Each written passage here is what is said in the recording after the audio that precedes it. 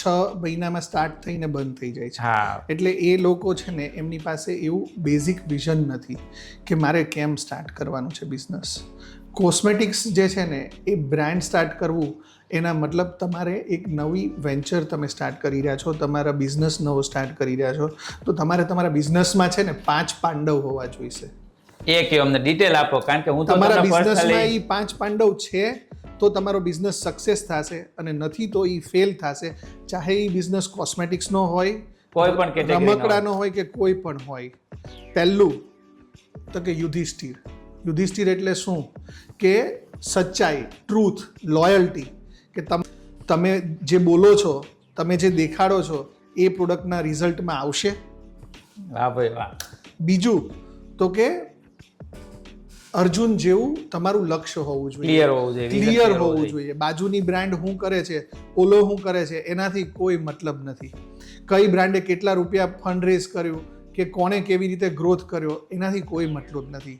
Are you visionary, કે તમે જે કેટેગરી ચૂઝ કરી છે કે ભાઈ મારે સ્કિન કેરમાં ટ્રીટમેન્ટ સાઈડ જવું છે, અથવા મારે હેર કેરમાં જવું છે, અથવા મારે ફેસ કેરમાં જવું છે, અથવા મારે બોડી કેરમાં જવું છે, અથવા મારે ફિમેલના પ્રાઇવેટ હાઇજીનમાં જવું છે, અથવા મારે, એટલે લોકો કોઈ પણ પ્રોડક્ટ લોન્ચ કરી દે છે.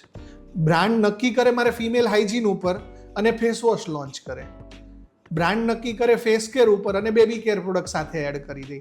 એટલે આઈડિયોલોજી માટે તમારું વિઝન, તમારી નિશાનું બહુ પરફેક્ટ અને એ જ કેટેગરીમાં આગળ આગળ વધવું વધવું જોઈએ. એટલે જોઈએ. કેવું કે જે કે achieve જે- કરવું ઇઝીલી હા. થઈ શકે. અને પછી આવે નકુલ અને સહદેવ, કે એક જે તમારા ધંધાની આંખ હોય અને બીજું તમારા ધંધાનું કમ્યુનિકેશન હોય, કે તમે જે કમ્યુનિકેટ કરી રહ્યા છો એ કેટલું હમ્બલ છે, કેટલું પીપલ ઓરિએન્ટેડ છે અને કેટલું રિઝલ્ટ ઓરિએન્ટેડ છે. 100%.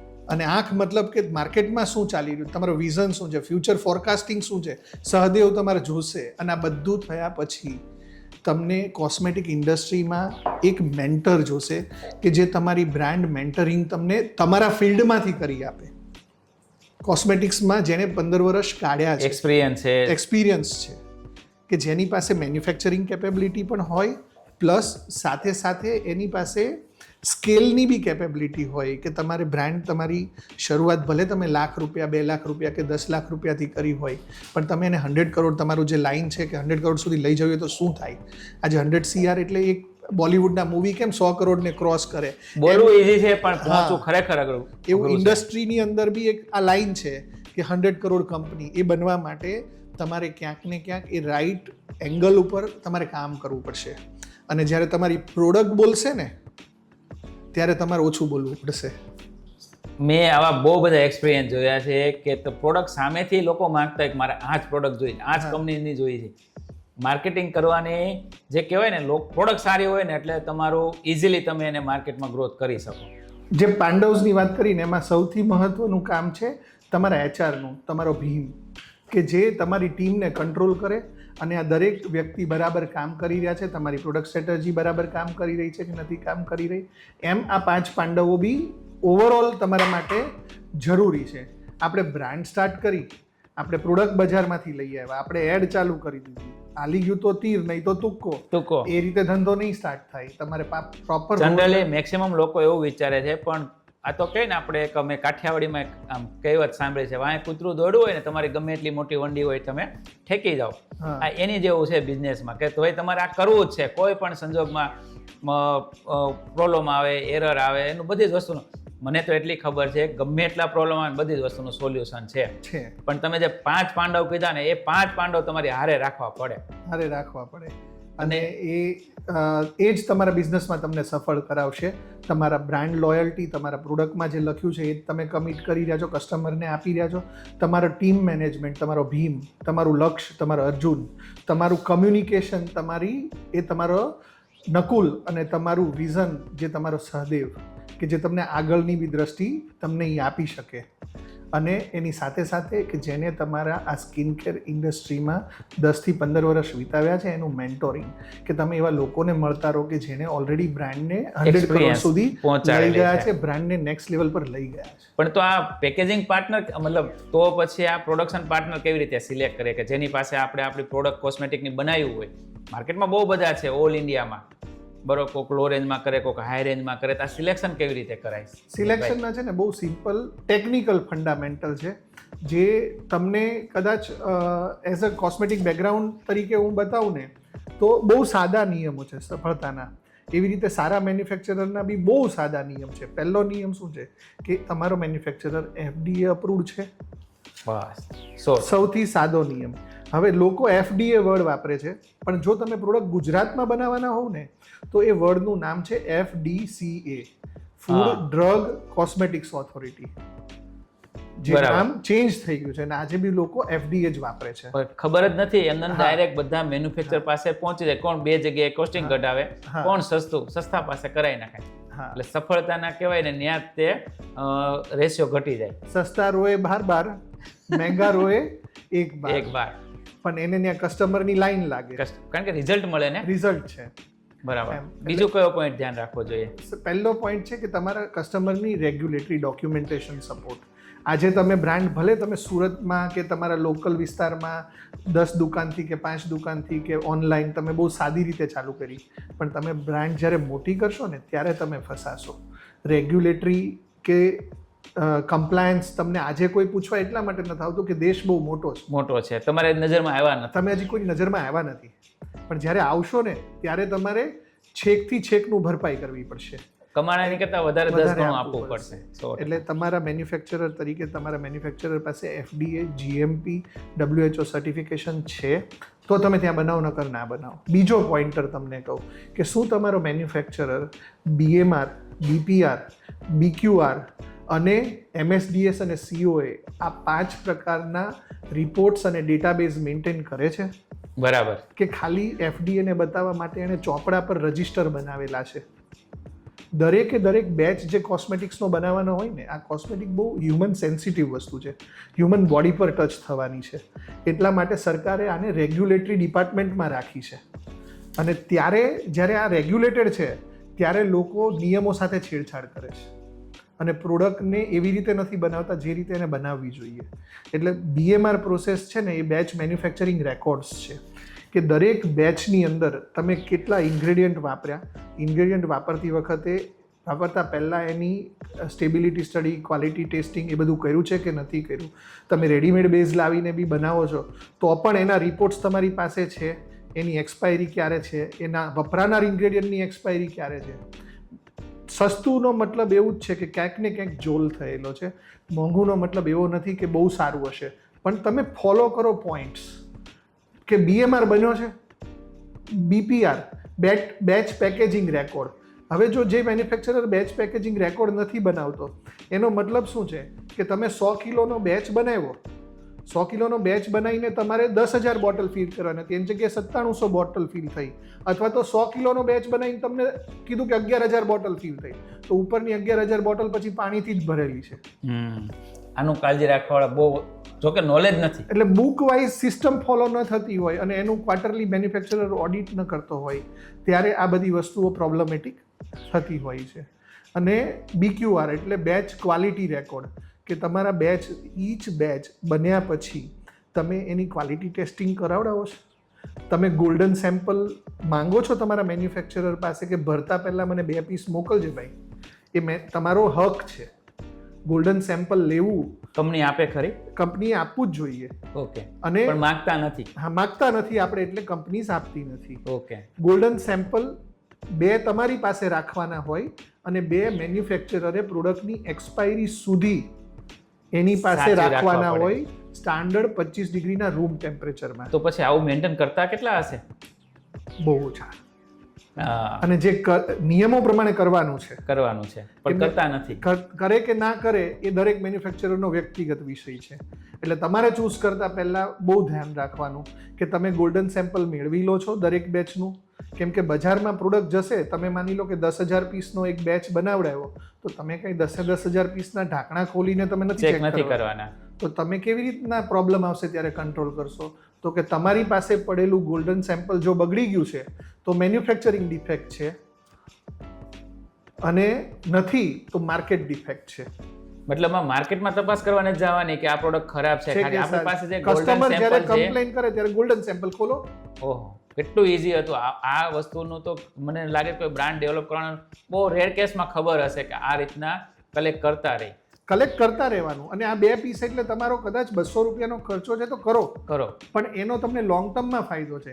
એક હેપી કસ્ટમર જેવી રીતના તમને 4 નવા કસ્ટમર આપે છે ને, એવી રીતે એક અનહેપી કસ્ટમર તમારી બ્રાન્ડ બંધ કરાવી શકે છે. 100%. આવા તો ઘણા દાખલા છે કંપનીના. ત્રીજું ફેક્ટર જે તમારે ધ્યાનમાં રાખવાનું છે કોઈ પણ મેન્યુફેક્ચરરને તમે લો છો ત્યારે એ છે કે એના રો મટીરિયલ્સ, એના ઇન્ગ્રેડિયન્ટ્સ જે બજારમાં એને એક્ઝિસ્ટિંગ પ્રોડક્ટમાં વાપર્યા છે, જેની કોમર્શિયલ બેચીસ માર્કેટમાં લેવાયા છે.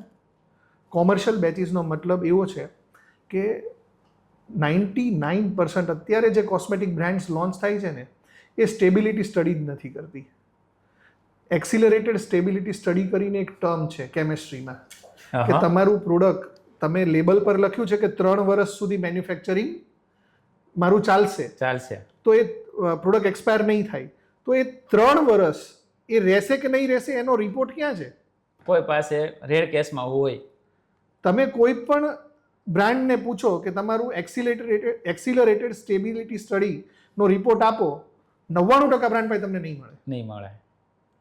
બ્રાન્ડ જ્યારે પ્રોડક્ટ મેન્યુફેક્ચર થયું ત્યારે પહેલા દિવસે એમાં શું હતું, 10મા દિવસે એમાં શું ચેન્જ આવ્યો, 15મા દિવસે શું ચેન્જ આવ્યો, મંથલી શું ચેન્જ આવ્યો, ક્વાર્ટરલી શું ચેન્જ આવ્યો, યરલી શું ચેન્જ આવ્યો, આના બેઝ ઉપર એની એક્સપાયરી નક્કી થાય. આપણી કંપની પાસે આ બધા જ રેકોર્ડ હશે. હા, અને અમે કોઈ પણ દિવસ છે ને, અમે કેમ કે 2019માં અમારે ફેક્ટરી નાખવાની હતી, એટલે 2017થી અમે ગોલ્ડન સેમ્પલ લેવાના ચાલુ કર્યા, કંટ્રોલિંગ ચાલુ કર્યું, એનું ટેસ્ટિંગ ચાલુ કર્યું, કે જેના લીધે અમને પર્ટિક્યુલર બેઝ જે છે એ બેઝની અંદર શું ડિફરન્સ આવવાનો છે એ અમને ખબર જ હતી. અને 2022 સુધી અમે સ્ટ્રગલ પણ કરી સ્ટેબિલિટી લાવવા માટે. એટલે તમારે મેન્યુફેક્ચરર જો ચૂઝ કરવો હોય ને, તો એવો મેન્યુફેક્ચરર ચૂઝ કરો કે જેની પાસે 3 વર્ષનો રેગ્યુલર સ્ટેબિલિટી ડેટા છે અને એક્સિલરેટેડ સ્ટેબિલિટી ડેટા છે, જો મેન્યુફેક્ચરર 3 વર્ષથી નાનો છે. બરાબર છે. એવું નથી કે નવા પાસે કામ ન કરવું. હા, કારણ કે સિલેક્શન કરવામાં અમુક ક્રાઇટેરિયા તો આપણે જોવું. એક્સિલરેટેડ સ્ટડીની મેથડ છે કે આ પ્રોડક્ટ આરે 3 વર્ષમાં શું થશે. તો તમારે આ શબ્દોમાં ખાલી એક લીટીમાં કેવું હોય કે કેવા મેન્યુફેક્ચરર જોડાવું એ અમને કહો, એટલે ઇઝીલી લોકોને ખ્યાલ આવે. જે ડોક્યુમેન્ટેશન ફોલો કરતા હોય, સરકારના બનાવેલા શિડ્યુલ M2 જે કોસ્મેટિક્સ માટેની રેગ્યુલેટરી નિયમ ફ્રેમવર્ક છે એને ફોલો કરતા હોય એની હારે કરવાનું. મેં તમને એ જ સમજાવ્યું છે કે જે સરકારે શિડ્યુલ M2માં મેન્શન કર્યું છે. બરાબર છે, એ ફોલો કરતા એની હારે આંખ બંધ કરીને કામ કરી શકાય. કામ કરાય. અને જ્યારે તમે બ્રાન્ડ બનાવો છો તો એવા સમયે શરૂઆતની અંદર આપણે મેન્યુફેક્ચરર ચૂઝ કરવા માટે કોણ મફતમાં સેમ્પલ આપે છે આપણે એની હારે કરીએ. પહેલું જજમેન્ટ તમારે અહીંયા લેવાનું. સેમ્પલ ચાર્જ લે ને, જે સૌથી વધારે સેમ્પલ ચાર્જ લે ને તમે એની હારે કામ કરો. એનું કારણ શું? એનું કારણ એ છે કે તમારા સેમ્પલની પ્રાઇવસી રહે. આજે હું બીંગ મેન્યુફેક્ચરર, મેં લગભગ 600 કોમર્શિયલ SKU લોન્ચ કર્યા, અલગ અલગ બ્રાન્ડના. દરેક બ્રાન્ડના ફોર્મ્યુલેશન મારે ત્યાં યુનિક છે. કોઈની સિમિલર નહીં, મતલબમાં કોઈ તમારી પાસે બ્રાન્ડિંગ કરવા આવે તો કોઈ મારી બનાવેલી 2 બ્રાન્ડ અંદર કોમ્પીટ ન થાય.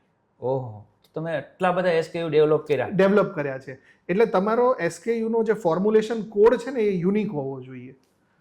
બેસ્ટ કે બ્રાન્ડ જ્યારે મોટી થશે ને ત્યારે આ બધા અડચણો આવશે. મને એટલી ખબર છે, કોઈ પણ બ્રાન્ડ બનાવવા માટેની વધારે કોઈ પાસે મળવા જવાની બીક લાગતી હોય ને, કે મારું જે ફોર્મ્યુલા છે ને એ હું તમને કહું, મેન્યુફેક્ચરરને કહું ને તો એ બીજાને કહી દે નહીં ને, એ અમને વધારે કોઈ પણ બ્રાન્ડ ડેવલપરને બીક લાગતી હોય.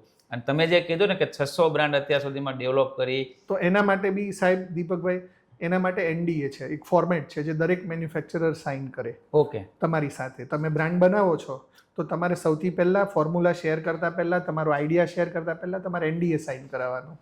પહેલા એક ફોર્મેટ ફોર્મ સાઇન કરાવવાનું. જો આ ઘણા બધા વ્યુઓને ખબર છે, આપણને ખબર છે, પણ જે મારા જે પોઈન્ટ છે ને એ જે નવા સ્ટાર્ટઅપ કરવા માંગે છે એના માટેના મેઇન ફોકસ છે, અથવા તો જે ઓલરેડી છે એ સક્સેસ લેવલે હજી પહોંચ્યા નથી. અને આપણે આ વિડીયોની અંદર લિંકમાં એ NDA નું ડોક્યુમેન્ટ આપશું કે તમારા વ્યુઅર કોઈ પણ ઇન્ડસ્ટ્રીમાં બ્રાન્ડ સ્ટાર્ટ કરો તો તમારે તમારા થર્ડ પાર્ટી મેન્યુફેક્ચરર હારે આ NDA સાઇન કરાવી લેવાનું, પછી જ ચાલુ કરવાનું.